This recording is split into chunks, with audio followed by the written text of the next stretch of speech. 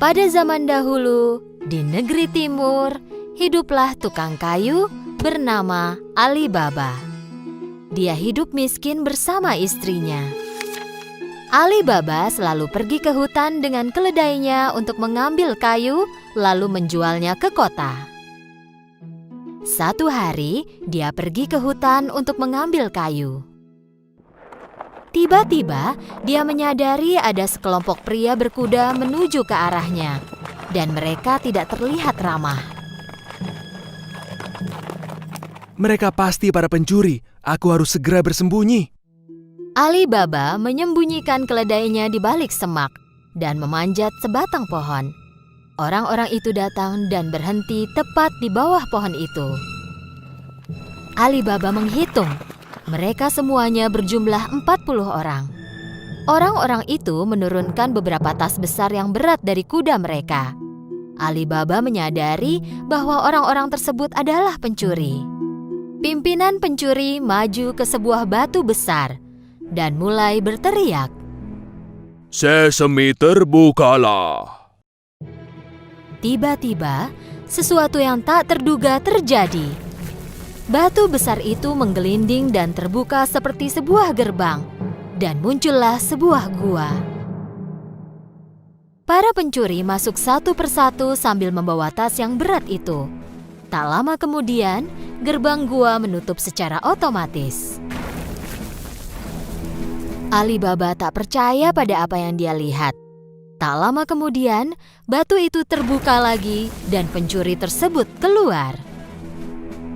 Terakhir, pemimpin pencuri keluar, lalu berbalik ke arah gerbang itu dan berkata, Sesame tertutuplah. Batu besar itu segera tertutup, dan para pencuri melompat ke atas kudanya lalu pergi. Ali Baba turun dari pohon dan langsung menuju batu besar itu. Dia meneriakkan kata yang diingatnya tadi. Sesame terbukalah. Gerbang tersebut terbuka dengan suara berisik. Ali Baba masuk dengan ragu. Dia terkejut pada apa yang dilihatnya. Di dalam gua itu penuh dengan emas, perak, kain mahal, berlian, dan kotak harta karun. Ali Baba melihat berkeliling, mengambil 3 buah kantong dan pergi. Dia mengembalikan batu tersebut dan mengulangi ucapan yang dia dengar dari pemimpin pencuri. Sesame tertutuplah. Ali Baba menaruh tasnya ke atas keledai dan pulang. Ketika tiba di rumah, Ali Baba menunjukkan tas itu kepada istrinya. Sang istri tak percaya dan berpikir Ali Baba mencurinya. Dari mana kau menemukan emas banyak ini? Ali Baba menjelaskan semuanya kepada istrinya. Hal itu membuat istri Ali Baba sangat senang dan mereka mulai mengemasi barang mereka. Ayo lihat berapa banyak uang yang kita punya. Jangan, ayo kita gali lubang dan sembunyikan emasnya. Keluarlah dan gali lubang. Aku akan pinjam gelas pengukur dari kakakmu Kasim. Kakak Ali Baba, Kasim, adalah seorang pedagang kaya, tetapi sangat serakah. Dia tak pernah membantu Ali Baba, jadi Ali Baba memperingatkan istrinya. Jangan bicara apapun tentang emas itu, tak seorang pun yang boleh tahu. Istri Ali Baba pergi ke rumah Kasim dan meminjam gelas pengukur. Karena tahu bahwa mereka sangat miskin, Kasim segera bertanya, Kenapa kau memerlukan gelas pengukur? Kau tak punya uang? Istri Ali Baba segera mengarang cerita bohong. Tentu saja Kasim tidak mempercayainya.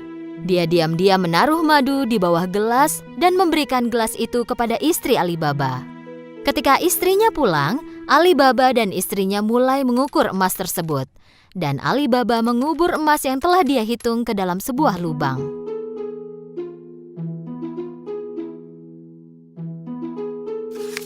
Setelah mereka mengubur semua emas itu, istrinya mengembalikan gelas pengukur tersebut, tetapi tak menyadari adanya emas yang menempel di bawah gelas. Ketika Kasim menerima gelas tersebut, ia langsung melihat ke bawahnya. Ketika melihat emas itu, dia sangat kaget. Aku penasaran dari mana Ali Baba menemukan emas ini. Kasim tak bisa tidur semalaman. Ketika pagi datang, dia bangun dan langsung pergi ke rumah Alibaba. Dan dia menunjukkan emas yang menempel di bawah gelas itu. Alibaba, kupikir kau ini miskin. Dari mana kau menemukan emas ini? Alibaba menceritakan semuanya supaya Kasim tidak memberitahu semua orang tentang emas itu. Jika kau tak menunjukkan letak gua ini, aku akan memberitahu para pencuri tentangmu. Tapi Kasim, Alibaba tahu Kasim akan melakukan apa yang diucapkannya. Tak ada pilihan, mereka pergi ke gua itu. guanya ada tepat di belakang batu ini. Sekarang ayo pergi dari sini, para pencuri mungkin datang sebentar lagi. Alibaba dan Kasim pulang ke rumah. Tetapi Kasim masih memikirkan gua itu. Dia segera membawa 2 ekor keledai dan pergi ke gua.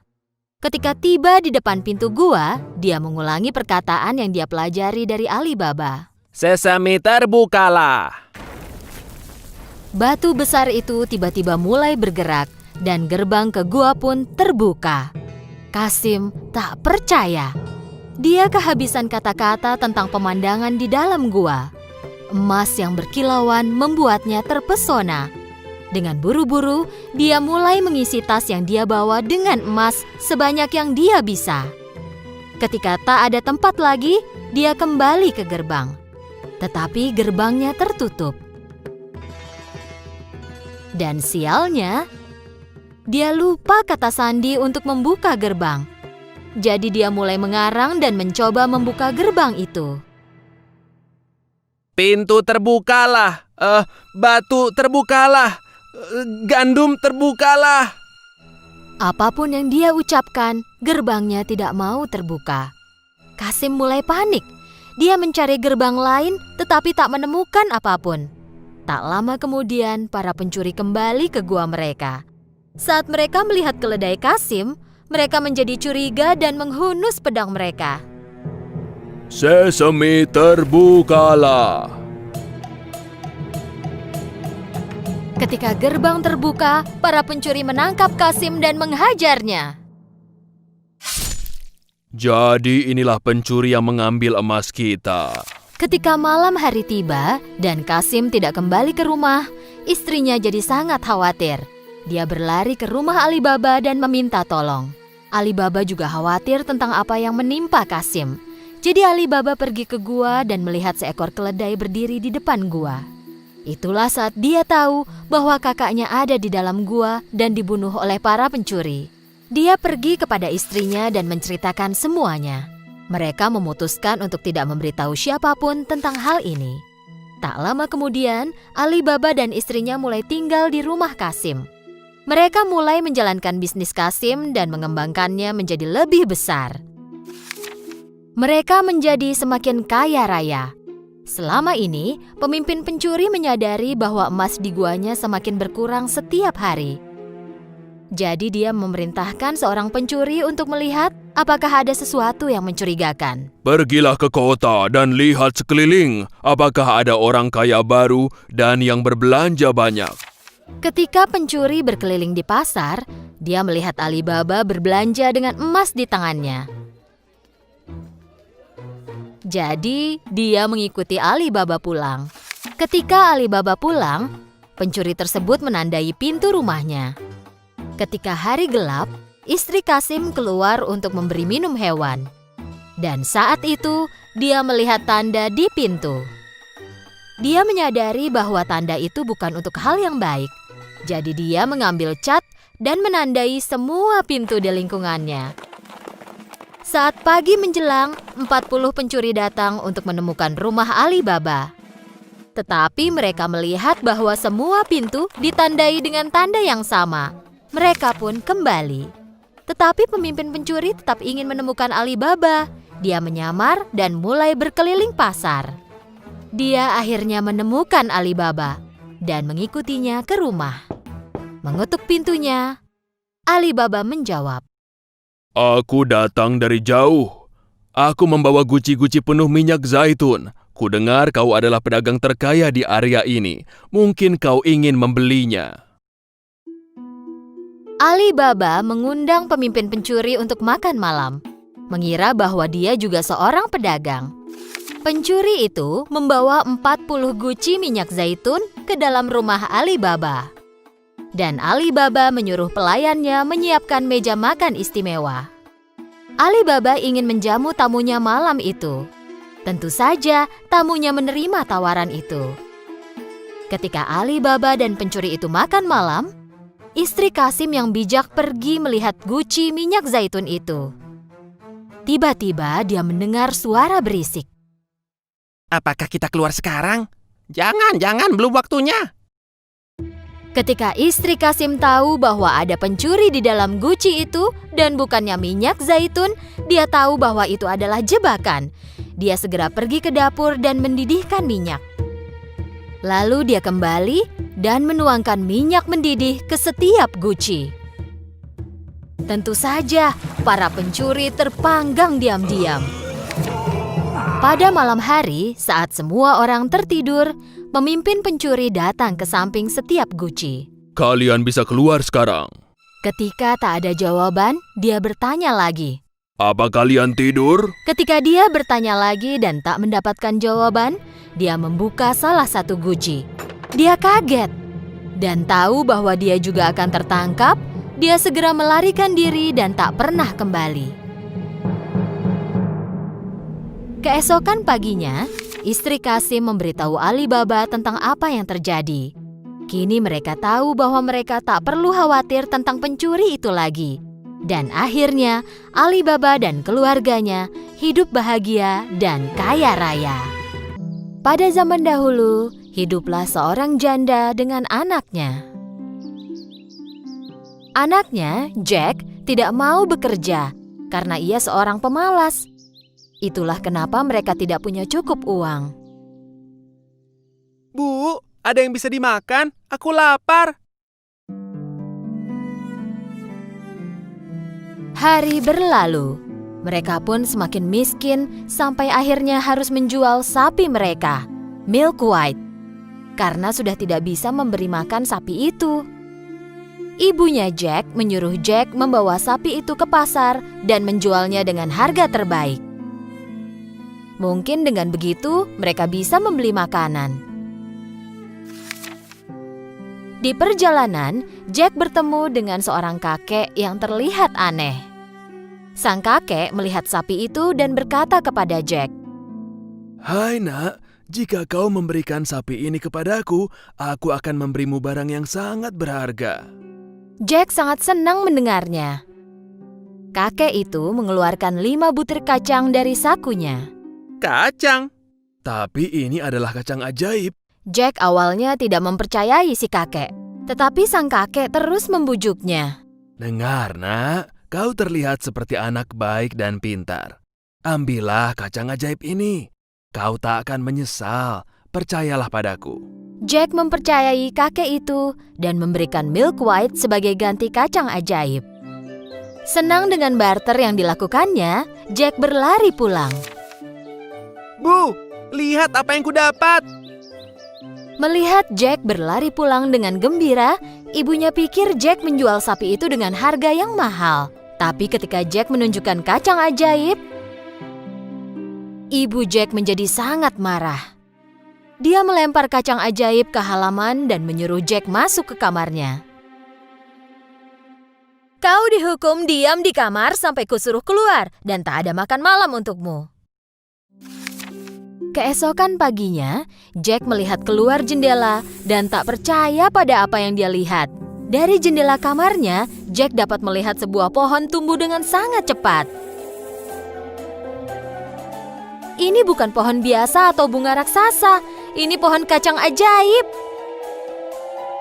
Jack melompat ke pohon kacang ajaib dari jendelanya. Dengan menggunakan daun dan cabang berpilin seperti tangga, Jack memanjat pohon kacang itu. Akhirnya, Jack mendapati dirinya di tempat asing yang semuanya terlihat lebih besar dari biasanya. Jack melihat jalan berbunga dan rumah yang sangat besar di ujungnya. Jack mendekati rumah itu dan mengetuk pintunya. Seorang raksasa wanita menjawab, Begini, aku mau bertanya, apa Anda punya makanan? "Ya, aku punya, Tapi kau harus pergi sebelum suamiku pulang karena dia suka makan anak-anak. Tentu saja Jack sedikit takut, tapi juga sangat lapar. Baru saja Jack duduk di meja untuk makan, ia mendengar seseorang di luar berbicara dengan suara berat. Fe, fe, fo, fos. Aku mencium aroma anak-anak. Mentah atau dimasak, aku tak apa. Aku selalu suka rasa anak-anak. Raksasa wanita memanggil Jack. Sembunyilah sementara di oven, nak. Jack langsung sembunyi di dalam oven. Raksasa masuk ke dapur dan mulai mencium udara. Aku mencium bau anak. Kau salah, sayang. Kau mungkin mencium aroma daging yang kuberikan ke kucing kemarin. Setelah raksasa selesai makan, dia mulai menghitung emasnya.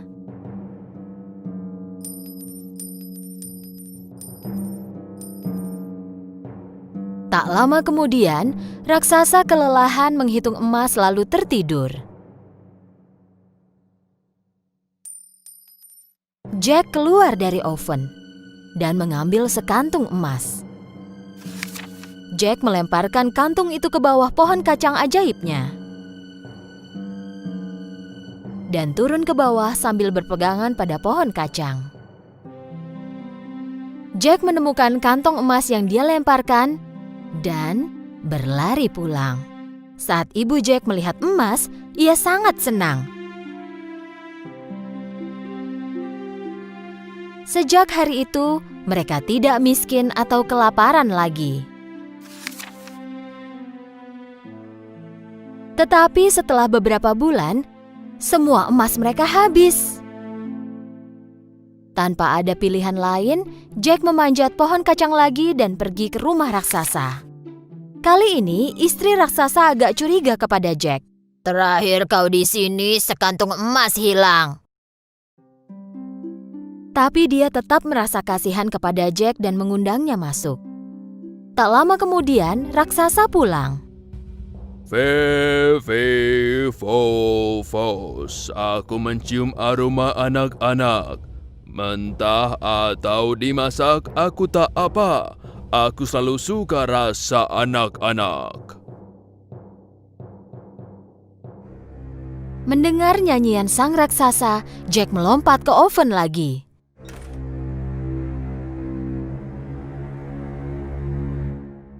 Setelah selesai makan, raksasa meminta istrinya untuk membawakan ayamnya. Saat istrinya membawakan ayam itu, raksasa memerintahkan ayam untuk bertelur. Jack sangat kaget, ayam itu mengeluarkan telur emas. Dan saat raksasa tidur, Jack keluar dari oven dan mengambil ayam itu lalu cepat-cepat turun dari pohon kacang. Berkat telur emas, Jack dan ibunya kini kaya lagi. Tetapi setelah beberapa lama, Jack ingin mencoba keberuntungannya lagi dan mulai memanjat pohon kacang ajaib. Kali ini, Jack masuk ke rumah raksasa tanpa diketahui istri raksasa. Dan Jack bersembunyi di pot tembaga besar. Tak lama, raksasa pun pulang. Fe, fe, fo, fos.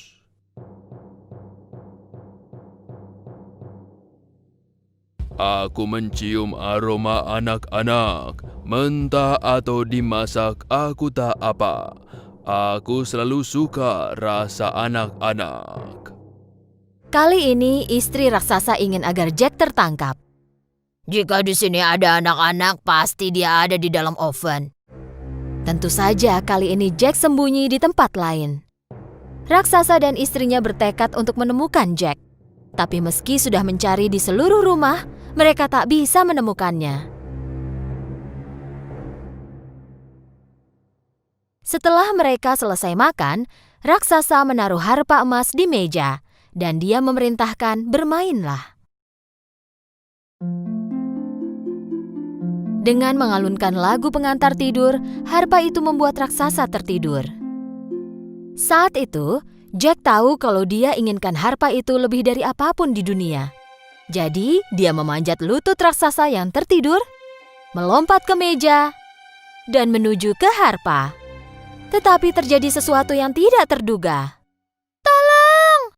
Harpa itu berteriak. Jack melompat dari meja sambil membawa harpa di punggungnya. Raksasa terbangun dan mulai mengejar Jack. Jack mulai meluncur menuruni pohon kacang secepat mungkin dan disusul oleh raksasa. Saat Jack tiba di rumah, Jack memanggil ibunya. Bu, cepat, bawakan aku kapak. Mereka berdua mulai menebang pohon kacang.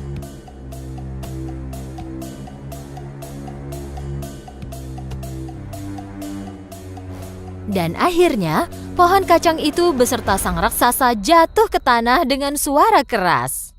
Mereka selamat dari raksasa. Akhirnya kita selamat. Mereka memang selamat, tapi Jack sangat menyesal pada semua perbuatannya. Dia hampir mati karena keserakahannya.